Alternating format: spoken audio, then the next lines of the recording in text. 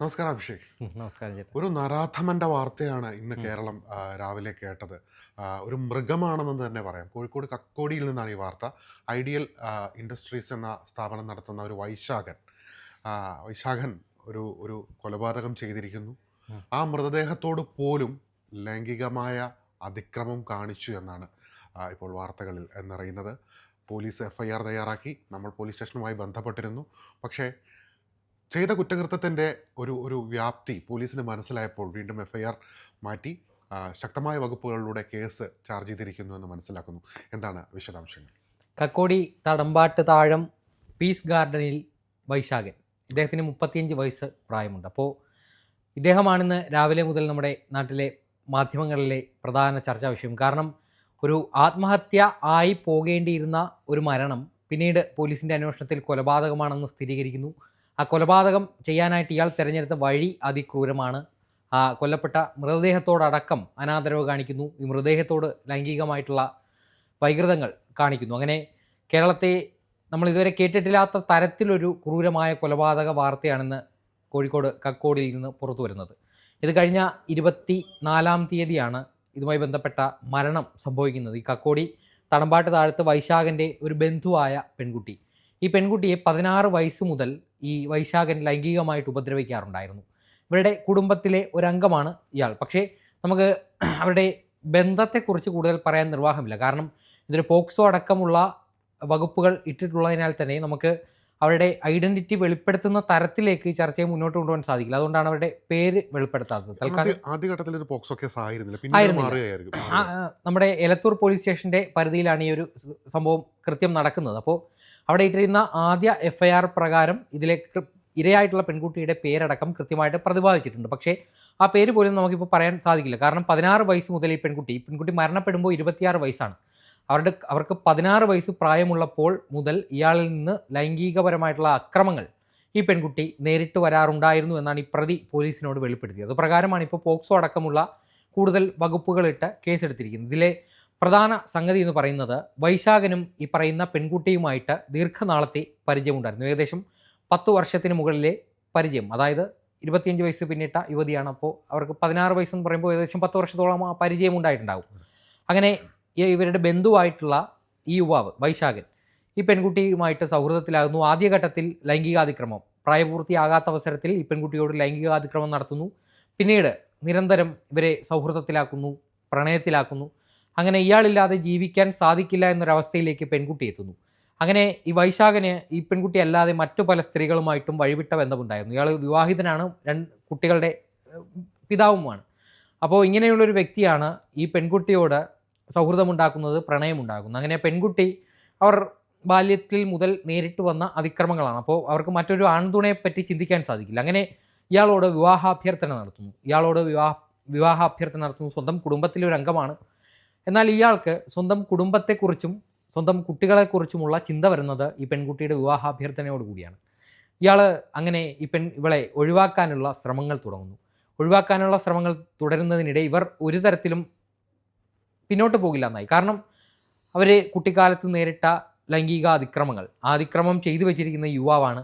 അവർ ചെറുപ്പം മുതൽ ഇയാളുടെ തണലെന്ന് തന്നെ പറയേണ്ടി വരും. കാരണം ഒരു പെൺകുട്ടി പ്രായപൂർത്തിയാകാത്ത അവസരത്തിൽ പീഡിപ്പിക്കപ്പെട്ടാൽ അയാൾ പിന്നീടും ആ പെൺകുട്ടിയെ വഞ്ചിച്ച് വിശ്വാസം നേടിയെടുത്താൽ അയാൾ മാത്രമാണ് തനിക്കൊരു തുണ എന്നൊരു വിശ്വാസം അവർക്കുണ്ടാകും. അതുകൊണ്ട് തന്നെ തൻ്റെ ബന്ധുവായിരിക്കെ തന്നെ, ഇവരുടെ ഭാര്യയും കുട്ടിയും ഉണ്ടെന്നിരിക്കെ തന്നെ സ്വീകരിക്കാൻ ഈ പെൺകുട്ടി ഇയാളോട് നിരന്തരം ആവശ്യപ്പെട്ടു. എന്നാൽ ഇയാൾക്ക് മറ്റ് സ്ത്രീകളുമായിട്ട് ബന്ധമുണ്ടായിരുന്നു. അതിലൊന്നു മാത്രമായിരുന്നു ഈ പെൺകുട്ടി. ഇയാൾ ഇവളെ എങ്ങനെയെങ്കിലും ഒഴിവാക്കാനായിട്ട് ശ്രമങ്ങൾ നടത്തി. എന്നാൽ ഈ പെൺകുട്ടി പിന്തിരിയാൻ തയ്യാറായില്ല. അങ്ങനെ ഇയാളോടൊപ്പമുള്ള രഹസ്യ ചിത്രങ്ങൾ ഈ പെൺകുട്ടിയുടെ ഫോണിലുണ്ടായിരുന്നു.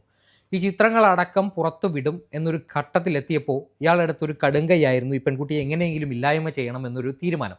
അതുപ്രകാരം കഴിഞ്ഞ 24-ാം തീയതി ഈ പെൺകുട്ടിയോട്, അതിന് മുൻപ് തന്നെ, നമ്മൾക്ക് ഒരുമിച്ച് ജീവിക്കാൻ ഒരിക്കലും സാധിക്കില്ല, നിന്നെ ഒറ്റയ്ക്ക് അയക്കാൻ എനിക്കും സാധിക്കില്ല, അതുകൊണ്ട് നമുക്ക് ഒരുമിച്ച് ജീവനൊടുക്കാം എന്ന് ഇയാൾ ഈ പെൺകുട്ടിയോട് പറയുന്നു. സിനിമാ കഥ പോലെയാണ്. സിനിമയ്ക്കകത്ത് പോലും ഇത്രയും ക്രൂരമായൊരു കൊലപാതകം നമ്മൾ കണ്ടു കാണാൻ വഴിയില്ല. ഇതൊരു പക്ഷേ ഒരു സിനിമയ്ക്കൊക്കെ പ്രചോദനമാകാൻ സാധിക്കുന്ന, പ്രചോദനം ഒരിക്കലും ആകില്ല, ഒരു സിനിമയ്ക്കൊക്കെ പ്രേരകമാകാൻ സാധിക്കുന്ന ഒരു കഥയാണ്. അങ്ങനെ ഇയാൾ ഈ പെൺകുട്ടിയോട് നമുക്ക് ഒരുമിച്ച് ജീവിക്കാൻ സാധിക്കില്ല, നമുക്ക് ഒരുമിച്ച് മരിക്കാം, ഒരുമിച്ച് ജീവിക്കാൻ ഈ സമൂഹം നമ്മളെ അനുവദിക്കില്ല, നമുക്കതുകൊണ്ട് ഒരുമിച്ച് ജീവൻ ഒടുക്കാമെന്ന് പറയുന്നു.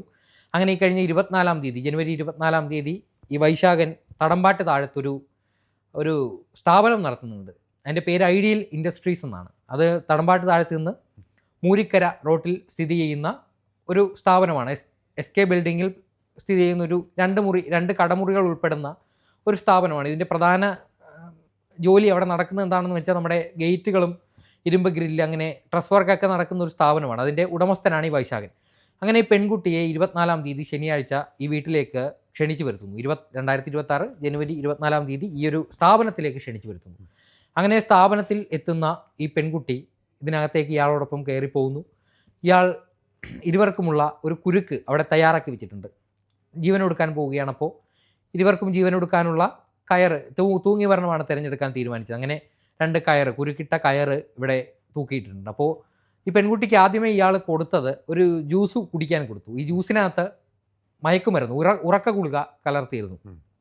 അത് കുടിച്ചതിന് ശേഷം ഈ പെൺകുട്ടി ക്ഷീണിതയായിക്കൊണ്ടിരുന്നു. അപ്പോഴാണ് ഇയാൾ 2 പേരും ഒരുമിച്ച് ആത്മഹത്യ ചെയ്യാൻ തീരുമാനിക്കുന്നു. അങ്ങനെ ഈ കഴുത്ത് ഒരു ഉയരമുള്ള എന്തോ സ്ഥാപനത്തിൽ ഒരു സ്റ്റൂളായിരിക്കാം, അതിൽ കയറി നിന്ന് 2 പേരും കഴുത്ത് ഈ കുരുക്കിനകത്തുകൂടെ ഇട്ടിട്ട് ഇങ്ങനെ തൂങ്ങി മരിക്കാനുള്ള കുടുക്കിട്ടതിന് ശേഷം ഈ പെൺകുട്ടി തൂങ്ങി മരിക്കാനായിട്ട് 2 പേരും ഒരുമിച്ച് തൂങ്ങി മരിക്കാൻ പോവുകയാണ്. ഇയാൾ എന്ത് ചെയ്തെന്ന് വെച്ചാൽ ഇയാൾ പെട്ടെന്ന് യാതൊരു പ്രകോപനവും ഇല്ലാതെ നേരെ ചാടി ഇറങ്ങി പെൺകുട്ടി നിന്നിരുന്ന സ്റ്റൂള് തട്ടുമറിക്കുന്നു. സ്വാഭാവികമായിട്ടും ഈ കുരുക്ക് മുറുകി ഈ പെൺകുട്ടി പിടയും. ഈ പിടയുമ്പോൾ ഇയാൾ ഈ പെൺകുട്ടിയുടെ ഈ ശരീരത്തോട്, സാധാരണയായിട്ട് ഈ തൂങ്ങിമരണം നടക്കുമ്പോൾ അതിനകത്ത് തൂങ്ങിമരണമാണോ കൊലപാതകമാണോ എന്ന് തിരിച്ചറിയാൻ പോലീസിനെ സഹായിക്കുന്ന പല കാരണങ്ങളാണ്. തൂങ്ങി മരിക്കുമ്പോൾ ശ്വാസം മുട്ടുകയല്ല, മറിച്ച് നമ്മുടെ തലച്ചോറിലേക്കുള്ള രക്തധമനികൾക്ക് ഓക്സിജൻ തലച്ചോറിലേക്ക് എത്തിക്കാൻ സാധിക്കാതെ വരികയും തൽക്ഷണം നമുക്ക് ശ്വാസം കിട്ടാതെ, അതായത് ഓക്സിജൻ ലഭ്യത കുറഞ്ഞുള്ള മരണമാണ് സംഭവിക്കാറുള്ളത്. അങ്ങനെ ഈ പെൺകുട്ടി അബോധാവസ്ഥയിലേക്ക് വീഴുന്നു. ഇയാൾ ഈ കയറ് മുറിച്ച് താഴെ കിടത്തിയതിന് ശേഷം ഈ പെൺകുട്ടിയോട് ക്രൂരമായ ലൈംഗികാതിക്രമം വീണ്ടും നടത്തുന്നു. ഇതിനെ നെക്രോഫീലിയ എന്നാണ് പറയുന്നത്. മൃതദേഹത്തോടൊക്കെ ലൈംഗിക താല്പര്യം പ്രകടിപ്പിക്കുന്ന ആളുകളെ ഇത്തരത്തിലുള്ള പേരാണ് വിളിക്കുന്നത്. അങ്ങനെ ലോകത്തിൽ പലയിടങ്ങളിൽ ഇത്തരത്തിലുള്ള സംഭവങ്ങൾ ഉണ്ടായിട്ടുണ്ടെങ്കിലും നമുക്ക് ഇത് ഒരുപക്ഷെ പുതിയൊരു സംഭവമായിരിക്കും, ഇത്തരത്തിലൊരു മൃതദേഹത്തോട് ഇങ്ങനെയുള്ള പരിപാടികൾ കാണിച്ചു വെക്കുന്നത്. അങ്ങനെ അതിനുശേഷം ഇയാൾ ഈ പെൺകുട്ടി മരിച്ചു എന്ന് ഉറപ്പാക്കാൻ ഇവരുടെ കഴുത്തിൽ കുത്തിപ്പിടിച്ചതിന് ശേഷം ഇയാൾ ഭാര്യയെ വിളിക്കുന്നു. ഭാര്യയെ വിളിച്ച് തൻ്റെ സ്ഥാപനത്തിൽ ഇങ്ങനെ ഒരു പെൺകുട്ടി ജീവനൊടുക്കി, അതിൻ്റെ മൃതദേഹം ഇപ്പോൾ ഇവിടെയുണ്ട്, നീ വരണം എന്ന് പറയുമ്പോൾ ഇയാളുടെ ഭാര്യ അങ്ങോട്ടേക്ക് എത്തുമ്പോൾ കാണുന്നു ഇയാൾ അവശനിലയിലാണ്. ഈ പെൺകുട്ടി ബോധമില്ലാതെ കിടക്കുകയാണ്. ഇവർ നേരെ ഇയാളുടെ കാറ് മുൻവശത്തെ പറമ്പിൽ പാർക്ക് ചെയ്തിട്ടുണ്ട്. അതിൻ്റെ CCTV ദൃശ്യങ്ങളൊക്കെ ഉണ്ട്. അപ്പോൾ ഈ കാറിൽ കയറ്റിയതിന് ശേഷം ഈ ഭാര്യയും ഭർത്താവും, വൈശാഖൻ, ആ സ്ത്രീക്ക് ഒന്നും അറിയില്ല, ഇയാളുടെ ഭാര്യയാണ്, അവരുടെ അടുത്ത ബന്ധു കൂടിയാണ്. എത്രത്തോളം അടുത്ത ബന്ധമാണെന്ന് നമുക്ക് ഈ അവസരത്തിൽ പറയാൻ സാധിക്കില്ല. അപ്പോൾ അങ്ങനെ ഇരുവരും ചേർന്ന് ഈ പെൺകുട്ടിയെ നേരെ ബേബി മെമ്മോറിയൽ ഹോസ്പിറ്റലിലേക്ക് എത്തിക്കുന്നു. കോഴിക്കോട് ബേബി മെമ്മോറിയൽ ഹോസ്പിറ്റലിലേക്ക് എത്തിക്കുന്നു. അവിടെ വെച്ച് ഈ പെൺകുട്ടി മരിച്ചു എന്ന ഔദ്യോഗിക സ്ഥിരീകരണം ഉണ്ടായിരുന്നു. ഇയാളുടെ പദ്ധതി എന്തെന്ന് വെച്ചാൽ ഈ ഒരു പ്രദേശത്ത് CCTV ക്യാമറകൾ ഉണ്ടായിരുന്നു. ഇയാളുടെ സ്ഥാപനത്തിലടക്കം CCTV ക്യാമറകൾ ഉണ്ടായിരുന്നു. തീർച്ചയായും ഇത് പരിശോധിക്കപ്പെട്ടാൽ തീർച്ചയായും ആ പെൺകുട്ടി അങ്ങോട്ടേക്ക് വന്നതായിട്ട് പോലീസിനടക്കം ബോധ്യപ്പെടും. ഇയാളുടെ പദ്ധതി എന്താണെന്ന് വെച്ചാൽ ഇങ്ങോട്ടേക്ക് ഈ ആശുപത്രിയിൽ നിന്ന് പെട്ടെന്ന് ഈ സ്ഥാപനത്തിലേക്ക് എത്തി CCTVയുടെ ഹാർഡ് ഡിസ്ക് നശിപ്പിക്കുക എന്നായിരുന്നു ഇയാളുടെ പദ്ധതി. പക്ഷേ ഇയാൾ വരുമ്പോഴത്തേക്കും ആ ഒരു പദ്ധതി പാളിയിരുന്നു. അതാണ് പോലീസിന് ഈ ഒരു കേസിൽ വഴികാട്ടിയുമായത്. ഇയാൾ വരുമ്പോൾ ഈ തൂങ്ങി മരണം ഔദ്യോഗികമായിട്ട് സ്ഥിരീകരിച്ചിരിക്കുന്നു. അവിടെ സ്വാഭാവികമായിട്ട് ഇയാളുമായിട്ട് ആ പെൺകുട്ടിക്കുണ്ടായിരുന്ന ബന്ധം നാട്ടിലൊക്കെ അത്യാവശ്യം പരസ്യമായിരുന്നു.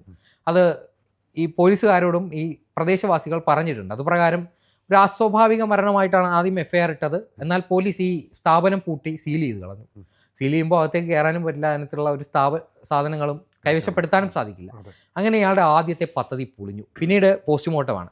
പോസ്റ്റ്മോർട്ടം ടേബിളിൽ ഈ സാധാരണ നമ്മൾ പറഞ്ഞതുപോലെ തൂങ്ങി മരണമാണെങ്കിൽ നമ്മുടെ സെർവിക്കൽ ഞരമ്പുകളുണ്ട്, സെർവിക്കൽ ഗ്രന്ഥികളുണ്ട്. അപ്പോൾ പലതരത്തിലുള്ള തൂങ്ങി മരണങ്ങൾക്ക് ഓരോ തരത്തിലാണ് ബാധിക്കുക. ഒരു സ്വാഭാവികമായിട്ടുള്ള തൂങ്ങി മരണമാണെങ്കിൽ അത് തീർച്ചയായിട്ടും പോസ്റ്റ്മോർട്ടം ടേബിളിൽ ഈ പോസ്റ്റ്മോർട്ടം ചെയ്യുന്ന സർജന് ബോധ്യപ്പെടും. പക്ഷേ ഇതിൽ അസ്വാഭാവികമായിട്ട് കഴുത്തിൽ ബലപ്രയോഗം നടത്തിയതിൻ്റെ പാടുകൾ ഉണ്ടായിരുന്നു. ഒരു സ്വാഭാവികമായിട്ടുള്ള തൂങ്ങിമരണത്തിൻ്റെ ലക്ഷണമില്ലായിരുന്നു. അതോടൊപ്പം തന്നെ സംശയ നിഴലിൽ ഇയാൾ കൂടി ഉണ്ടായിരുന്നു. അങ്ങനെ പോലീസ് ഇയാളെ പിടികൂടി ചോദ്യം ചെയ്യുമ്പോഴാണ് ഇത്തരത്തിലുള്ള ക്രൂരമായൊരു കൊലപാതകത്തിൻ്റെ ചുരുളഴിയുന്നത്. അങ്ങനെ ഇയാളെ കൂടുതൽ ചോദ്യം ചെയ്യുമ്പോൾ എലത്തൂർ പോലീസ് സ്റ്റേഷനിൽ ഇതുമായി ബന്ധപ്പെട്ട് ഈ കേസ് അന്വേഷിച്ചത് കോഴിക്കോട് ടൗൺ ACPയുടെ നേതൃത്വത്തിലുള്ള മേൽനോട്ടത്തിൽ എലത്തൂർ CI ആണ് ഈ കേസ് അന്വേഷിച്ചത്. അങ്ങനെ ഇയാളെ വിശദമായ ചോദ്യം ചെയ്യലിൽ ഇയാൾ ആ പെൺകുട്ടിയോട് മുൻപ് എത്ര വർഷമായി പരിചയത്തിലായി, സൗഹൃദത്തിലായി, പ്രണയത്തിലായി, അതോടൊപ്പം തന്നെ ഈ 16-ാമത്തെ വയസ്സിൽ ഈ പെൺകുട്ടിയെ 16-ാമത്തെ വയസ്സ് മുതൽ ഈ പെൺകുട്ടിയെ ഇയാൾ ലൈംഗികമായിട്ട് ഉപദ്രവിക്കാറുണ്ടായിരുന്നു എന്നൊരു വെളിപ്പെടുത്തൽ കൂടി ഇയാൾ നടത്തി. അതോടെ കേസ് മുഴുവൻ മാറി കൊലപാതകം എന്നതിനപ്പുറം പോക്സോ അടക്കമുള്ള ഗുരുതരമായ വകുപ്പുകൾ കൂടി ഈ കേസിൽ കൈവന്നിട്ടുണ്ട്. എന്തായാലും നമ്മൾ ഇന്നുവരെ ഇത്തരമൊരു കൊലപാതകത്തെക്കുറിച്ച് കേട്ടിട്ടില്ല. ഒരു പ്രണയിച്ച് വിവാഹം കഴിച്ചു. ആ പെൺകുട്ടിയുടെ ഭാഗത്ത് തെറ്റുണ്ടോ എന്ന് ചോദിച്ചാൽ തെറ്റുണ്ട്. കാരണം വിവാഹിതനായ കുട്ടികളോടൊപ്പം ജീവിക്കുന്ന ഒരാൾ അവരെയൊക്കെ ഉപേക്ഷിച്ച് തന്നെ സ്വീകരിക്കണമെന്ന് പറയുമ്പോൾ അത് പക്വതയില്ലായ്മയാണ്. കാരണം അവർക്ക് ഒരു ഇണയും തുണയും ഇല്ലാതെ പോയ ഒരു പെൺകുട്ടി ചെറിയ പ്രായത്തിൽ അനുഭവിക്കേണ്ടി വന്നു. 16 വയസ്സ് ട്രോമയാണ് തീർച്ചയായും. 16 വയസ്സ് മുതൽ നേരിടുന്ന ലൈംഗികാതിക്രമങ്ങൾ നടത്തി വന്ന ഒരു വ്യക്തിയല്ലാതെ തൻ്റെ ജീവിതത്തിൽ മറ്റൊരു വ്യക്തി ഒരിക്കലും ആ പെൺകുട്ടിക്ക് കാണാൻ സാധിക്കില്ല. അങ്ങനെയെങ്കിൽ അത് ചിലർക്ക് പല രീതിയിലായിരിക്കും ബാധിക്കുക. ഒരുപക്ഷെ അങ്ങനെ ഒരു അതിക്രമം നേരിട്ട ഒരു പെൺകുട്ടിയെ പിന്നീട് വിവാഹം അല്ലെങ്കിൽ മറ്റൊരു ബന്ധത്തിലേക്ക് പോകുന്നത് ആ ഒരു പുരുഷനെ വഞ്ചിക്കുന്നതായിട്ട് തോന്നിയിരിക്കാം. അങ്ങനെ തോന്നുന്ന കേസുകൾ ഉണ്ടായിട്ടുണ്ട്. അപ്പോൾ അങ്ങനെ ഇയാൾ മാത്രമാണ് തുണ, അതുകൊണ്ട് തന്നെ ഇയാൾ വിവാഹബന്ധം ഉണ്ടെന്നിരിക്കെ ഈ പെൺകുട്ടിയെ സ്വീകരിക്കുക എന്ന് പറയുമ്പോൾ അത് എത്ര സാങ്കേതികമായിട്ടുള്ള തടസ്സമുണ്ടെങ്കിൽ പോലും അവർ ആ ആവശ്യത്തിൽ ഉറച്ചു നിന്നു. അതിൻ്റെ ഫലമായി സ്വന്തം മാനം രക്ഷിക്കാൻ വൈശാഖൻ നടത്തിയൊരു ക്രൂരകൃത്യം. പക്ഷേ ഇപ്പോൾ മാനവും പോയി, ജയിലുമായി. ഇപ്പോൾ കൊയിലാണ്ടി കോടതിയിലാണ് ഇയാളെ ഹാജരാക്കിയത്. ഇയാളെ റിമാൻഡ് ചെയ്തിട്ടുണ്ട്. റിമാൻഡിൽ പറയുന്നത് പോലും അതിക്രൂരമായ അപൂർവങ്ങളിൽ അപൂർവമായ കേസാണ് ഇയാൾ ചെയ്തു വെച്ചിരിക്കുന്നത്. അത് ക്രൂരമായിട്ട് ഒരു മൃതദേഹത്തോട് പോലും ലൈംഗിക അതിക്രമം നടത്തിയ ഒരു കേസ് ചരിത്രത്തിൽ തന്നെ, കേരളത്തിൻ്റെ ഈ കുറ്റാന്വേഷണ ചരിത്രത്തിൽ തന്നെ അധികം കാണില്ല. അതുകൊണ്ട് തന്നെ ഇതിൻ്റെ വരും ദിവസങ്ങളിൽ വരുന്ന അപ്ഡേറ്റുകളുടെ മുറയ്ക്ക് നമുക്ക് ഇതിനകത്ത് മറ്റെന്തെങ്കിലും പറയാൻ പറ്റുമോ എന്ന് നോക്കാം. ഏതായാലും കേരള പോലീസിൻ്റെ ചരിത്രത്തിലൊരു അന്വേഷണ മികവിലൊരു പൊൻതൂവൽ കൂടിയാണ് ഈ ചുരുങ്ങിയ മണിക്കൂറുകൾക്കുള്ളിൽ പ്രതിയെ പിടിക്കുന്നത്. ഒപ്പം തന്നെ ആ പോസ്റ്റ്മോർട്ടം ചെയ്ത മെഡിക്കൽ ടീമിനെ അഭിനന്ദിക്കാതെ വയ്യ. കാരണം അവർക്ക് കൃത്യമായി കാര്യങ്ങൾ മനസ്സിലാക്കിയതുകൊണ്ട് പ്രതിക്ക് രക്ഷപ്പെടാനുള്ള അവസരങ്ങൾ കുറഞ്ഞു. എന്തായാലും ഈ മനുഷ്യമൃഗം അങ്ങനെ തന്നെ വിശേഷിപ്പിക്കാം, അർഹമായ ശിക്ഷ ലഭിക്കട്ടെ എന്ന് ഈ അവസരത്തിൽ പറയുന്നു. ശരി.